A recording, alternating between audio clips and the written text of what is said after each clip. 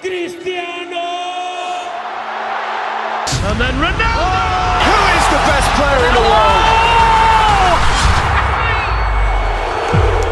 What if I told you that one of the greatest footballers in history didn't start with fame, money, or opportunity, but with struggle, pressure, and a dream that seemed almost impossible?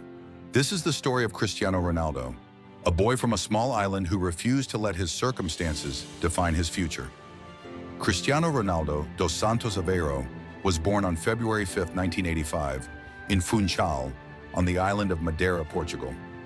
It wasn't the kind of place people expected greatness to come from. He grew up in a small, modest house with a tin roof overlooking the ocean, in a working-class neighborhood where life was anything but easy. His mother worked tirelessly as a cook and cleaner, doing everything she could just to keep food on the table.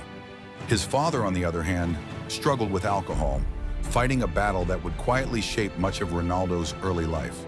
There was no luxury, no comfort, no safety net, only survival. But in the middle of that hardship, Ronaldo found something that gave him purpose: football.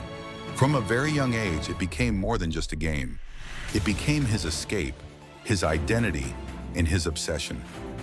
By the time he was 10 years old, people were already starting to notice that there was something different about him. Not just talent, but hunger. Ronaldo didn't just play football like other kids. He lived it. He would skip meals just to keep playing. He would sneak out at night with a ball when he was supposed to be studying. While other kids were resting, he was training. While others were distracted, he was focused. That level of obsession wasn't normal, but it was exactly what set him apart. As he grew older, his talent became impossible to ignore. By his early teenage years, his name was already spreading, and soon he joined Sporting Portugal, one of the biggest clubs in the country.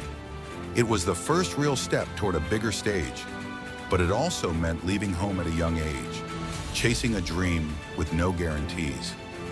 Then came the moment that would change everything. At just 16 years old, Ronaldo faced Manchester United in a friendly match. What happened that day shocked everyone watching. His speed, his skill, his confidence. It was something special. Even the opposing players couldn't believe what they were seeing. After the game, several Manchester United players went to their manager and told him the same thing. "We need to sign this kid." And they did. Manchester United paid over £12 million for Ronaldo, a record-breaking fee for someone his age. For most young players, that kind of pressure could be overwhelming. But Ronaldo didn't run from pressure. He embraced it. He trained harder than anyone else. He pushed himself further than anyone expected. And slowly, season by season, he transformed into one of the most dangerous players in the world. In 2008, everything came together. Ronaldo scored 42 goals in a single season, breaking records and leading Manchester United to glory.